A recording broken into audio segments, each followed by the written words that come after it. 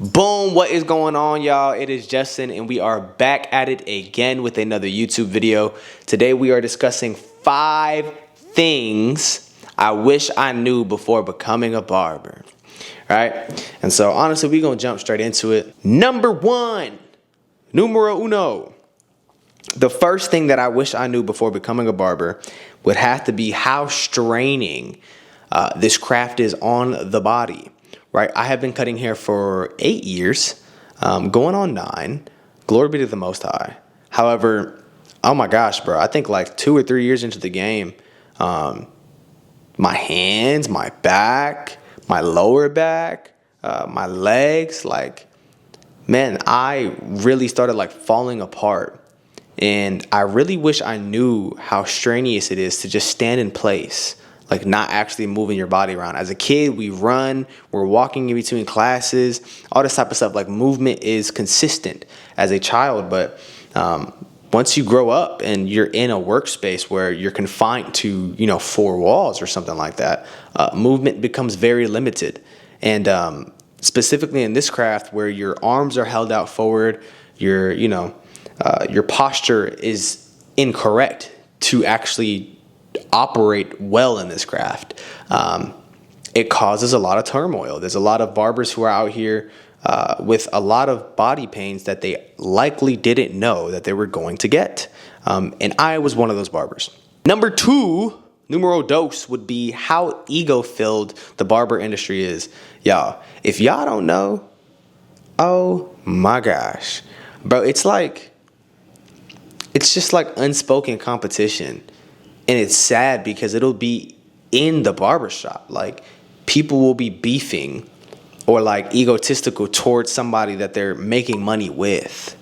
And it is insane. This is part of the reason why I really don't go out to competitions. I don't really care to go out to like a lot of organized barber events because a lot of barbers are just ego-filled. Like you shake their hands and you talk to them, but it's a facade a lot of the times. Like they'll go ahead and they'll give you smiles, but on the back end, like it's like they're in competition with you or they're trying to use you. If you're an up-and-coming barber, be careful with some of these like bigger barbers, bro, because they will try to like use you because they see the potential in you and it'll keep them relevant. It's like the rap game, bro, if I'm being completely honest. And you have a lot of barbers who think that they're rappers, like very Hollywood mentalities that go on in the barber industry.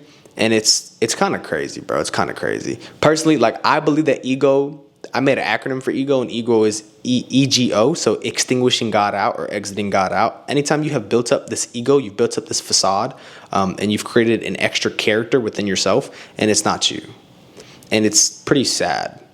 Number 3 would be how time-consuming it is to be in this industry. Man, especially like in those beginning stages, dude, I was putting in 12-hour days, 14-hour days. That is no lie. And man, like even now, like in 2025, the content creator scene, while also being a barber, while also being the person who manages your finances, while also being the person who does pretty much everything in the business, it is time consuming. This isn't something where you can step your feet into and get rich quick. It's not a get rich quick scheme. There is quick money, and it's crazy. We'll go into that next. It is quick money, however, it is very time consuming in general, like all aspects of the business. It's very time consuming. And it's something that I did not know. A lot of barbers, a lot of entrepreneurs in general, we get into business or a business field with the expectation that we're going to operate and make our own time. And then you get into that field and realize that that's not the reality. You're actually going to be having to use more time to grow the business and to operate the business. It's actually backwards. You clock in at a 9 to 5, which I've never done before. Amen.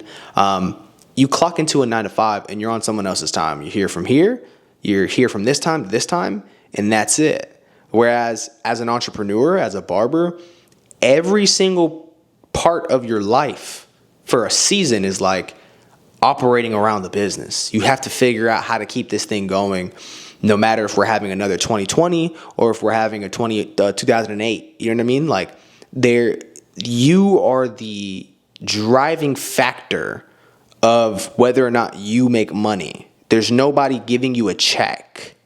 Number 4 would be the money aspect. I slightly mentioned this a second ago. Specifically, the fact that in this business, you get quick money.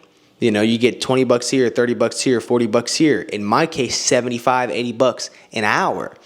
And it's insane. As a young barber, I was actually doing pretty good in comparison to other barbers, if you will. However, man, it's pretty crazy. Making $1,000 in a week at 16, and you're still in high school. You don't know what to do with this money, dog. You know what I'm saying? Most people don't, and it can feel like a legal trap, if you will. Like by trap, I mean trap house. Like, it can feel like a legal trap where you're just like, you're making money quick, except it's clean. And you start building these bad mentalities where it's like, okay, I can make this again tomorrow, and so I can go ahead and blow this money today. And that's the stupidest thing a lot of us do. We'll go ahead and we'll start getting access to these fast funds, and then we'll start building bad habits because we know we can make the money fast. Also, as somebody who never worked a 9-to-5, I struggle relating to the average person, if you will. I really don't like saying that, but for context here, or for easy conversation here, that's the word I'm going to use. But people who work a 9-to-5, I have a really hard time relating to them. A really hard time relating to them. And it's because I've never clocked in. Justin has never gone to McDonald's and clocked in. Justin has never gone to Universal Studios and clocked in. I've never done that. And so for me, sometimes, like this past week, right, I was counting up my money and I made a super low week for Justin. It was a really slow week for me. And so my brother calls me and I'm like, not stressing, but I'm just trying to figure out like what's going on with my finances in this past week. And he calls me and he's like, what's up? And I'm just like, man, I'm just running over my finances. I didn't make crap this week. He's like, how much did you make? And I'm like, it's right about $800 that I made this week. And for Justin, like for me, man, if I don't, it's crazy. $1,000 weeks I was doing at 16. And so at 24, if I'm not at least making that, it's like, okay, what's going on? Right?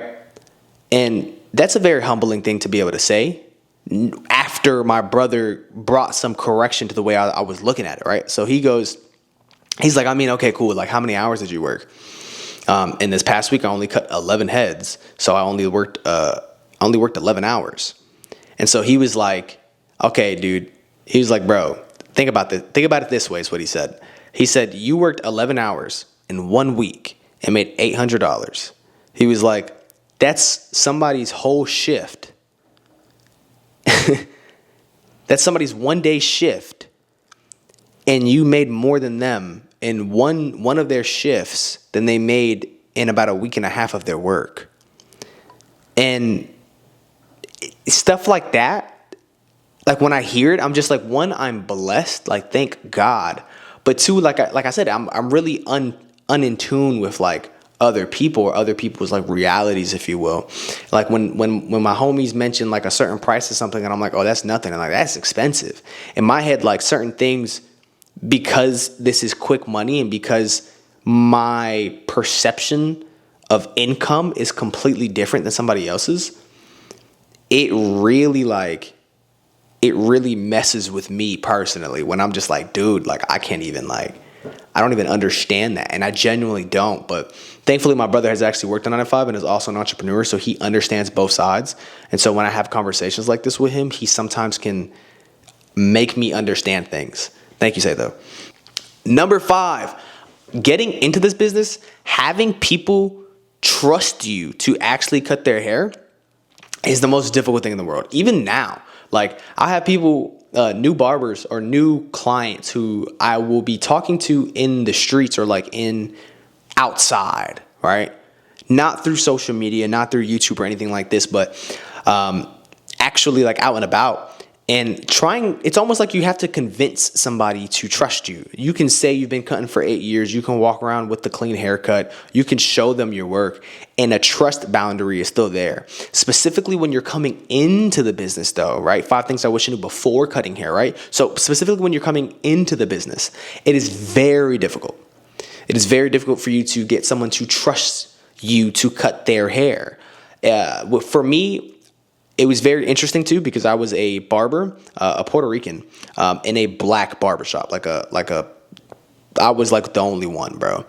And I had a lot of pushback because a lot of black folk don't trust Puerto Ricans to cut their hair.